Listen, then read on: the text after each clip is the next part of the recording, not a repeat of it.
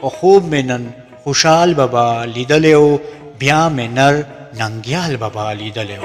غوږ یې راله تاو کړو وی چې مالیکا نور دې له احساس شعرونه مالیکا، بند کړه نور بکواس شعرونه مالیکا، ګرځي دې هم دغسې برمن ښه دي، پرېږده د لباس شعرونه مالیکا. ښه دي چې مغل یې په سر وخیږي سم لکه غوبل یې په سر وخیږي. ښه دي چې بې ننګه بې ناموسه شي، ښه دي چې یې نوم ورک له قاموسه شي. ښه دي چې غلام ابن غلام اوسي، ښه دي چې همدغسې بدنام اوسي. ښه دي چې ولاړ باڼه یې ښکته وي، ښه دي چې بې پته وي لاپته وي. ما ډېره په مینه احترام ترېنه وکړله پوښتنه چې بابا ولې؟ هغه راته وی چې ړوند یې نه وینې، نه وینې چې ساسې مې د زړه وینې.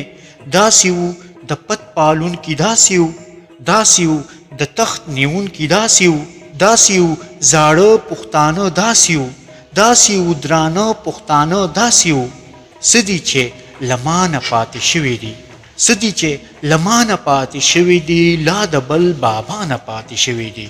کومه فلسفه د ژوندون داسې ده، کومه یوه جذبه د جنون داسې ده، کوم د قومیت سبق چې پاتې دی، کوم د جامعیت سبق چې پاتې دی، کومه د عزت خبره پاتې ده، کومه د غیرت خبره پاتې ده، کومه د عزت خبره پاتې ده، کومه د غیرت خبره پاتې ده، کوم د حیواناتو علم پاتې دی، کوم د نباتاتو علم پاتې دی، کوم افکار له ما نه پاتې شوي دي، کوم اشعار له ما نه پاتې شوي دي چې ما ورته لیکلي په کتاب نه دي، ما ورته پرېښلي په نصاب نه دي.